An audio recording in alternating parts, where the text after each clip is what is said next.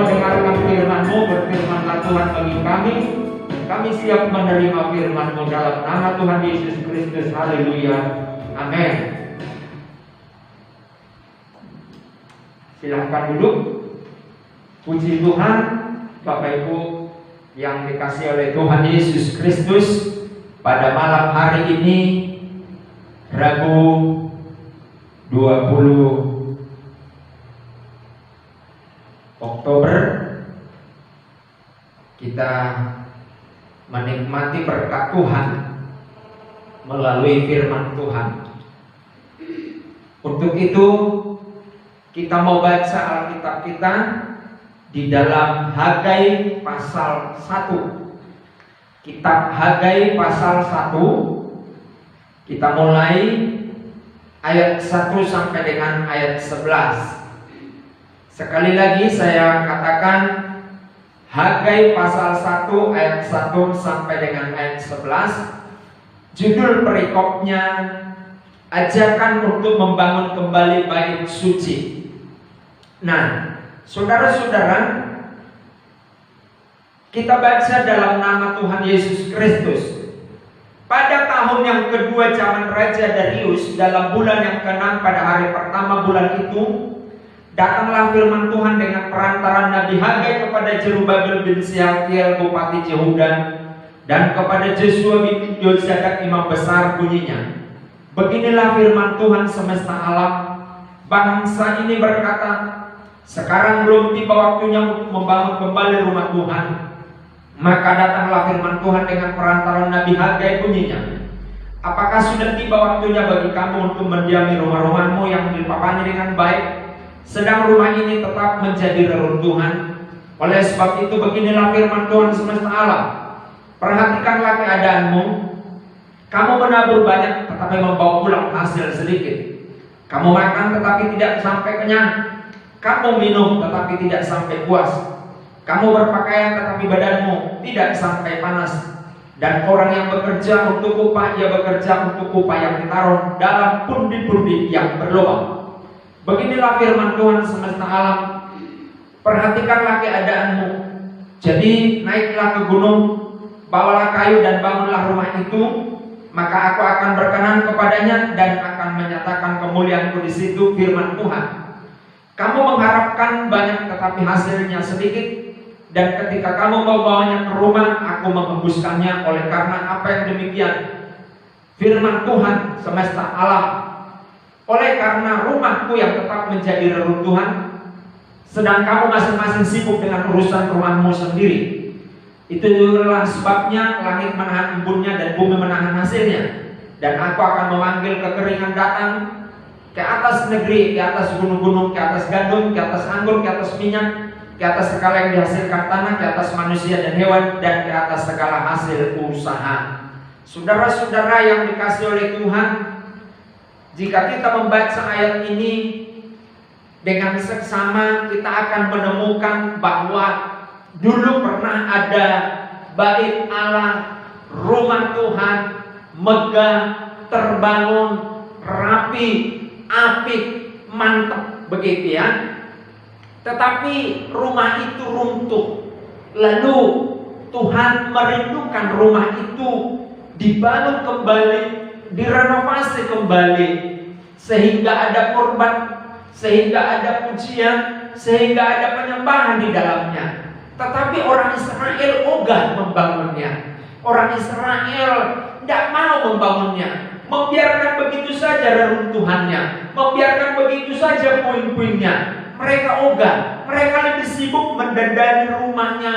Haleluya. Mereka lebih sibuk mendandani atau sibuk dengan ekonomi mereka. Tapi justru disitulah Tuhan mengingatkan orang Israel, mengingatkan semua orang percaya, ketika orang sibuk dengan keadaannya, dengan hidupnya, dengan hal-hal jasmani, tapi hal-hal rohani, rumah Tuhan diabaikan, dengan reruntuhan dibiarkan begitu, maka dia punya dampak. Nah, dampaknya yang kita perhatikan pada malam hari ini. Apa saja dampak yang ditimbulkan? yang diterima oleh orang Israel ketika mereka tidak mau membangun rumah Tuhan yang runtuh, membiarkan rumah Tuhan itu puing-puing, membiarkan rumah Tuhan itu reruntuhan. Dampak apa saja? Haleluya. Yang pertama di ayat 6a, perhatikan, hasil tidak ada. Perhatikan ayat 6a. Kita sudah baca tadi, dikatakan kamu menabur banyak tetapi membawa pulang hasil sedikit. Kamu makan tetapi tidak sampai kenyang. Kamu minum tetapi tidak sampai puas. Kamu berpakaian tetapi badanmu tidak sampai panas. Haleluya. 6a, ayat 6a berkata tidak ada hasil kerja keras, banting tulang, tidak kenal sinar matahari karena bekerja dari pagi sampai malam hari, ya, subuh sampai malam hari dia bekerja, tapi hasil tidak ada. Karena apa? Karena mereka melalaikan rumah Tuhan, rumah rohani, begitu saja puing-puing, tidak dibangun kembali, tidak direnovasi kembali. Inilah pernyataan Tuhan, perbuatan Tuhan, dampak dari kelalaian orang Israel, sementara mereka sibuk mendandani hal-hal jasmani dalam hidup mereka. Dari sini kita tahu bahwa perkara rohani, perkara membangun rumah Tuhan, perkara membangun rumah rohani, perkara tidak membiarkan puing-puing rumah Tuhan berserakan adalah perkara yang sangat vital, perkara yang sangat penting.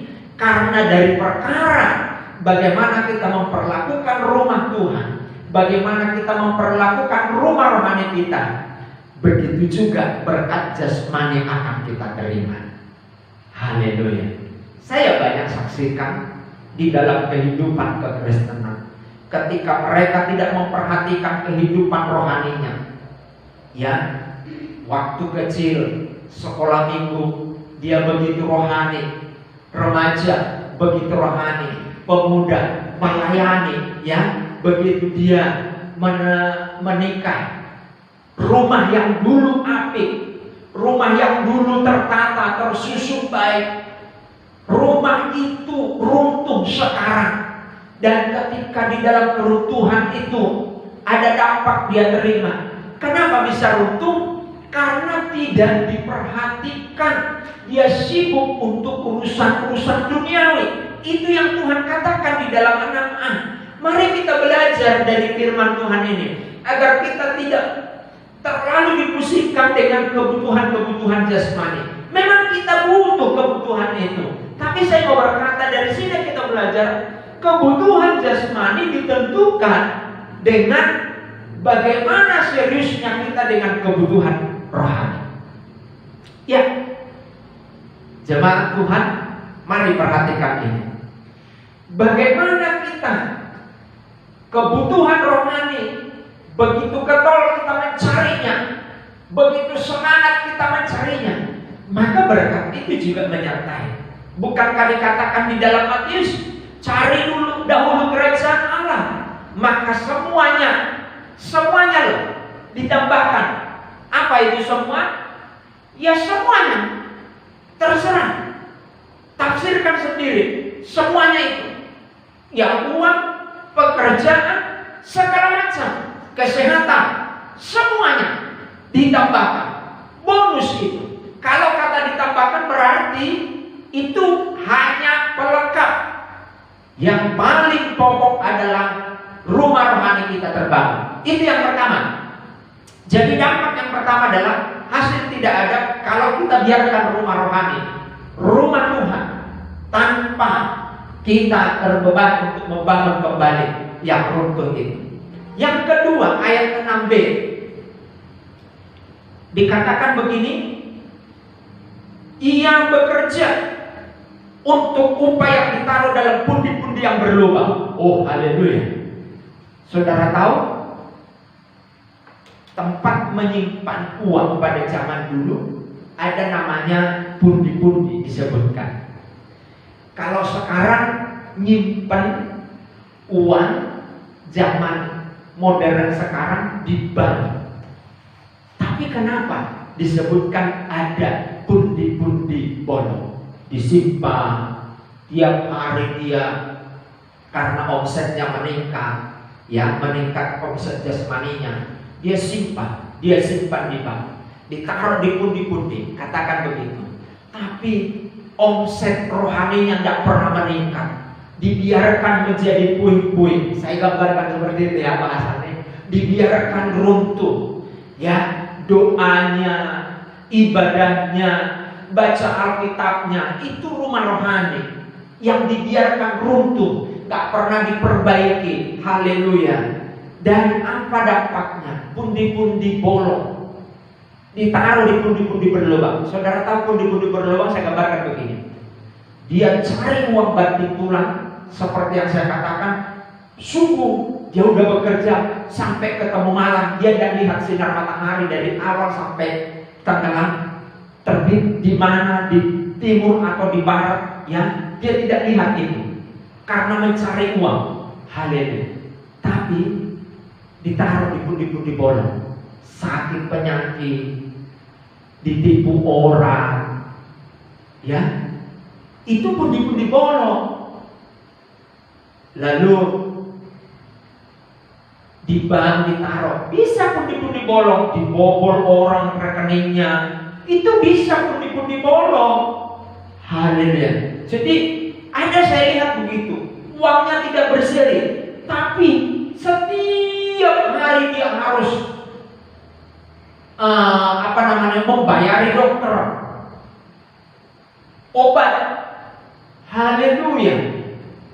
Pundi-pundi bolong. Jadi kalau pundi-pundi bolong itu gimana ya? Menganga terus begitu. Seberapa pun dimasukkan habis. Sakit penyakit bisa jadi pundi-pundi bolong. Haleluya. Itu yang kedua. Dampak dari orang lalai membangun rumah rohani. Yang ketiga, haleluya. Ayat 9 dikatakan begini. Kamu mengharapkan banyak, tetapi hasil sedikit. Dan ketika kamu membawanya ke rumah, akan aku menghembuskannya. Oleh karena apa? Demikianlah firman Tuhan semesta alam. Oleh karena rumahku yang tetap menjadi reruntuhan, sedang kamu masing-masing sibuk dengan urusan rumahnya sendiri. Haleluya. Yang ketiga, hasil dilan ditiup oleh Tuhan. Saudara lihat sekarang, ditiup, gak ada bekasnya. Haleluya. Dia banting tulang, tapi hilang, ditiup oleh Tuhan. Itu yang ketiga, dampak orang lalai memperhatikan rumah rohani. Dampak orang tidak memperhatikan rumah Tuhan yang terus di dalam reruntuhan. Tidak ada niat memperbaikinya.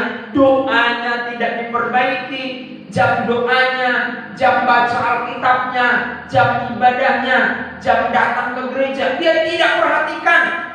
Akhirnya apa? Dia kerja, Tuhan tiup, hilang. Haleluya. Ya, saya sangat kasihan dengan orang seperti ini. Perhatikan, bukan tidak ada hasil yang dia dapatkan ketika kerja keras. Tuhan sangat menghargai orang yang kerja keras. Ada hasil.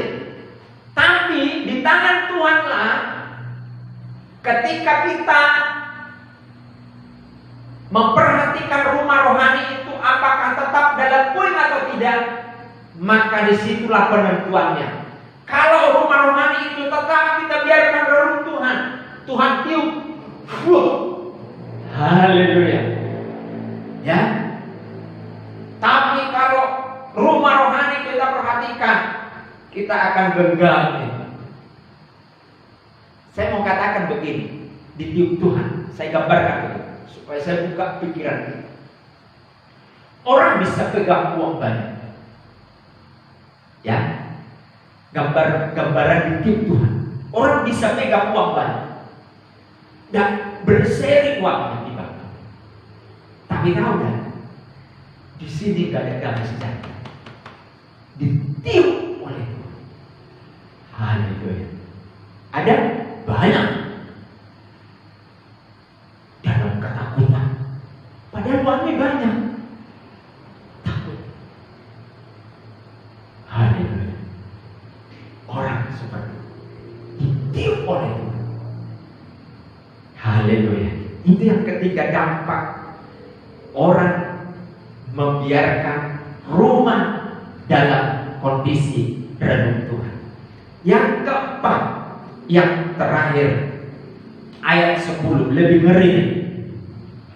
Dikatakan, itulah sebabnya langit menahan embunnya dan bumi menahan hasilnya. Ayat 11, dan aku memanggil kekeringan datang ke atas negeri, ke atas gunung-gunung, ke atas gandum, ke atas anggur, ke atas minyak, ke atas segala yang dihasilkan tanah, ke atas manusia dan hewan, dan ke atas segala hasil usaha. Oke, ketika Tuhan menghilangkan, meniup hasil itu, manusia dengan upayanya, mungkin dia telepon keluarganya, ya bisa dia makan, bisa dia beli segala macam. Tapi kini giliran Tuhan lebih parah bikinnya. Dampak dari orang membiarkan rumah rohani tetap di dalam puing, yaitu apa? Tuhan pakai hukum alam, kekeringan. Kalau udah hukum alam, siapa yang bisa ngatur? Jangan hujan dulu lah, nggak bisa. Mau pawang hujan secanggih apapun, setop apapun, kalau namanya hujan kata Tuhan turun, ya turun. Tidak turun, ya tidak turun. Alam ini tunduk kepada Tuhan karena Tuhan penciptanya. Maka ketika manusia dengan kepongahannya berkata, oleh Tuhan, Tuhan tiup apa yang sudah di tangan saya, tapi saya akan cari orang lain bisa nolong saya. Kekayaan bapak saya banyak, haleluya, hartanya, mobilnya jejer, gudangnya di mana-mana, perusahaannya maju, sampai go internasional, boleh. Tapi sekarang giliran Tuhan, dia bilang, langit, stop, jangan hujan. Mau bilang apa? Langit, hujan turun. Mau bilang apa? Banjir, diambil semua. Haleluya. Betapa banyak kekayaan waktu tsunami melanda dunia, melanda Aceh. Kekayaan tidak ada artinya pada saat itu. Dibawa kapal yang miliaran naik ke gunung. Itu siapa yang lakukan? Tuhan melalui hukum alam. Jadi perbaikilah rumah rohani kita yang runtuh, yang roboh, yang jadi puing, supaya dampak-dampak ekonomi, dampak-dampak kemarahan Tuhan kita tidak terima. Ini tegas, saudara. Tuhan tidak tedeng alih. Saya sudah lihat ini, dan saya melihat orang-orang yang setia membangun reruntuhan. Ada kemauan membangun, meskipun dayanya ya nggak seperti orang lain cepat, tapi Tuhan lihat ketulusan hati yang datang. Tuhan bela dia. Haleluya. Saya banyak lihat itu. Saya banyak saksikan itu.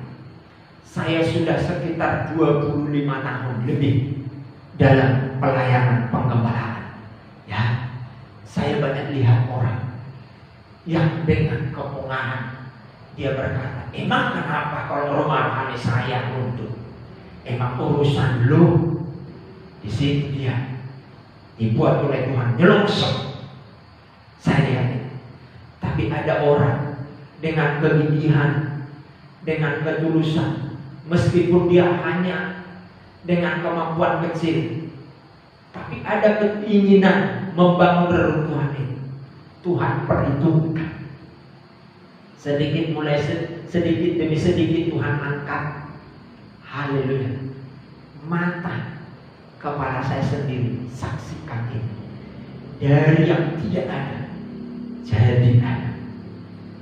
Sebaliknya, orang yang membiarkan rumah Tuhan, rumah rohani, terbiar begitu dipuing-puing dari banyak jadi tidak ada. Saudara boleh lihat. Haleluya.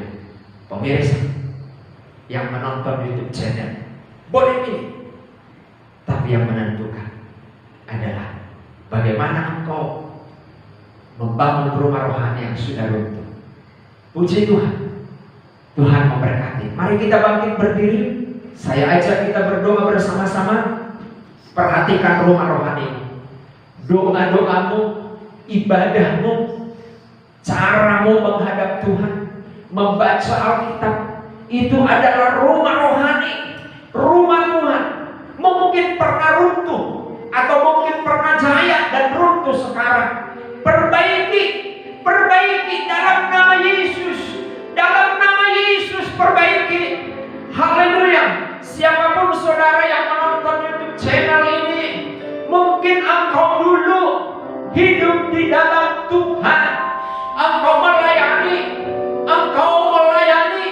tetapi sekarang rumah rohanimu runtuh, engkau biarkan menjadi puing. Saya mau ingatkan, mari datang, pedulilah bangun rumah rohani itu. Tuhan akan buat sesuatu yang luar biasa. Terima kasih Tuhan. Hamba-Mu berdoa. Oh Bapa di surga, jemaat Tuhan GBD Karangkemiri belajar membangun rumah rohani di hadapan Tuhan. Mungkin kami membangunnya dengan keterbatasan, karena itulah kemampuan kami, itulah pengertian dan pemahaman kami. Tapi dengan ketulusan hati, jemaat-Mu datang membangunnya. Tuhan Yesus, Engkau tolong jemaat-Mu. Pemirsa, ada niat untuk membangun rumah rohani, tidak tinggal diam di dalam melihat keruntuhan itu, tapi ada niat dalam yang tulus, dalam nama Yesus. Biar Tuhan Yesus memperhatikan. Terpujilah Tuhan sekarang dan selama-lamanya. Di dalam nama Tuhan Yesus kami sudah berdoa dan mengucap syukur. Haleluya, haleluya, amin.